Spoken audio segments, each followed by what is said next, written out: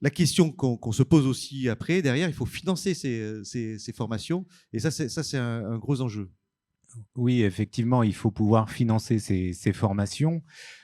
Donc, il se trouve qu'on a depuis le mois de juillet cette opportunité pour financer la formation dans le cadre de la transition écologique et de la transition numérique. Donc, c'est ce qu'on appelle le FNE pour l'année 2023. Donc, c'est le Fonds national de l'emploi. Alors, c'est vrai que la période est très, très courte. Hein, c'est sorti au mois de juillet. Et pour le moment, ça s'arrête au 31 décembre. Donc, nous, pour aider justement les intégrateurs électriciens, on a créé un catalogue spécifique où toutes les formations potentiellement qui sont éligibles, que l'on anime déjà, qui concernent la transition écologique, et puis là, si on se rapproche de la Silver Economy, toutes les formations dans le cadre de la transition numérique sont mentionnées.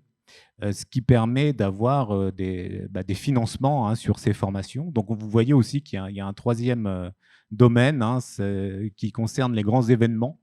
Alors, on pense tout de suite aux grands événements sportifs et puis aux enjeux à venir avec les Jeux olympiques et paralympiques de 2024, où le besoin de formation va être très important. Donc, effectivement, les formations liées à la Silver Economy dans le cadre de la transition numérique rentrent dans le périmètre du FNE. Donc, ce qu'il faut savoir, c'est que l'État a débloqué 256 millions pour les 11 OPCO. D'accord, que par exemple Constructis, les OPCO, alors pour le public qui nous écoute, les organismes collecteurs ouais, en fait de formation. Opérateurs de compétences. Voilà. Et donc, le taux de prise en charge, donc il y a une demande, un dossier à élaborer conjointement avec notre organisme de formation qui permet la prise en charge de cette formation entre 70% pour les plus petites entreprises ou 50% pour les grandes entreprises. Donc, ces dossiers, par contre, sont vraiment à monter le plus rapidement possible puisque l'échéance du 31 décembre arrive à grands pas. Sachant qu'effectivement, il y a un délai d'étude du dossier d'à peu près 15 jours auprès des OPCO.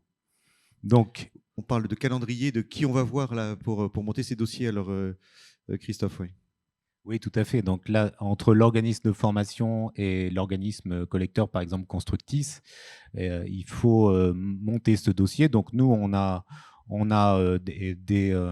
des éléments à fournir, le devis, la fiche programme, et puis l'entreprise a également des données à fournir, le bulletin de salaire, etc. Il y a vraiment un dossier complet à monter pour avoir la subvention et donc pouvoir lancer cette formation qui pourra avoir lieu jusqu'à fin 2024, 31 décembre 2024. On a une année. Donc il faut monter le dossier tout de suite. Il faut monter le dossier tout de suite. Et après, on a encore un an pour réaliser les formations. Exactement.